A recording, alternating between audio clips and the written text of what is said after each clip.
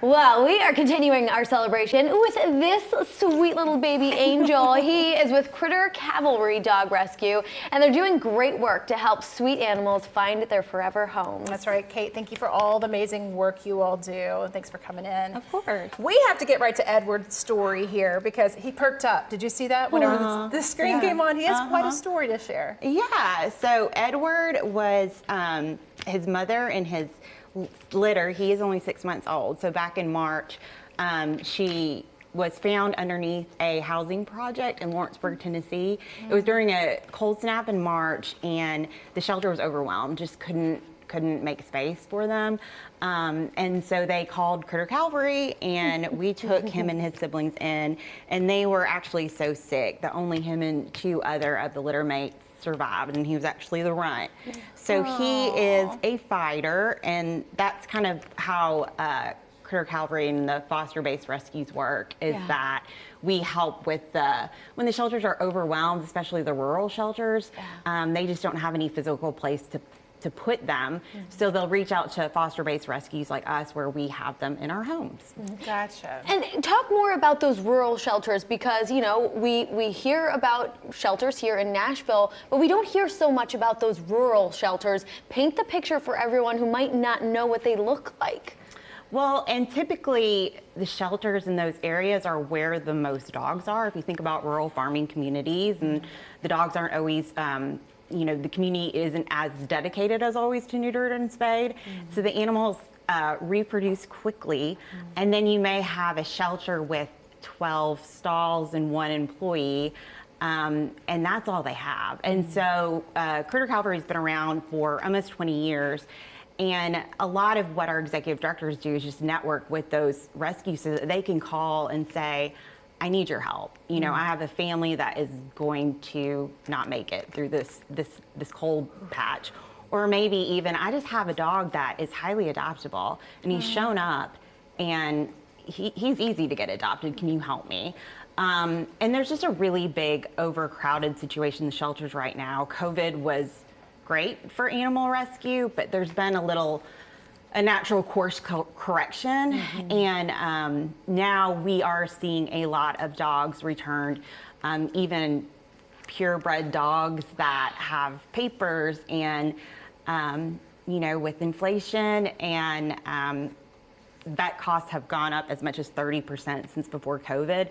So it just really can be an expensive time for some people to have dogs, and unfortunately sometimes they're dumping them. I hate to hear that. So many precious animals. We were seeing their cats as well. Yeah. Edward is a doll, of course. Can you explain a little bit about how fostering works, how long you usually take them in, what that looks like? And so it can depend, and that's one thing that I always tell friends of mine that are interested in rescuing is I've had Edward for 3 weeks. So far this year, I've probably had 8 different dogs. Some of them I've even had for as brief as 4 days, because it was a female, healthy, young, 4-month-old golden doodle that the owner had a work change and just wasn't going to be able to be the owner they wanted to be for her, so they gave her up to rescue. So the minimum commitment that we ask for is usually 2 weeks, but we're really flexible. And so I think that's one of the things that I always tell people, and people be like, well, I live in an apartment and I live in a condo. And if you are upfront with the group about, here's what I can do. I work this much time, I'm home this much time, I have this ability to give them exercise, I don't, then they can help match you with a dog where you feel like you can give back, but you're not overcommitting yourself. And guys, there are so many fosters needed out there for sweet boys like Edward here, but you can also adopt through Critter Cavalry. That's right. And what's interesting is that through you guys, 70% of your adoptions are actually in the Northeast. Yeah, it's kind of a trend that started, Hurricane Katrina was very influential in kind of opening the rescue groups community's eyes to, if you could get the dogs out of the South where there is a lot of overcrowding, there is a lot of or lack of spay and neuter, then in the New England area they have empty shelters. So we started networking with them. So every weekend, so 48 out of 52 weeks a year, we drive all the way up. It's something like a 50 or 32-hour trip, 2,200 miles, dropping off dogs in Virginia, Pennsylvania, and New York, all the way up to the Northeast. And if you get the dogs up there, then it really helps with the overcrowding problem we have down here.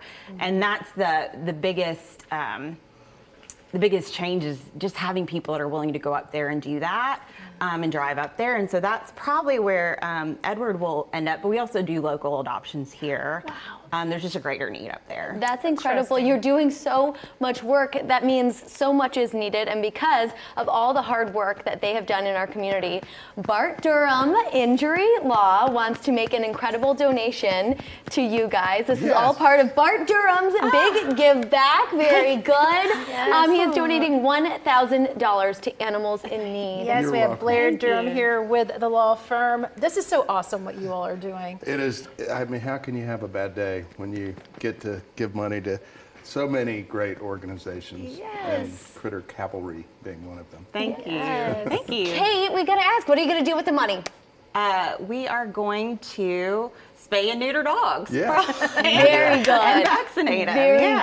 good. Yeah. Now, Blair, I know it was really important as to live out your father's legacy. He was Yeah. always a giving person. He was. Why continue that? That's just kind of the way I was raised. That's the way I grew up with him, and he always had that heart, and I guess that's contagious, hopefully. And hopefully my kids have it too.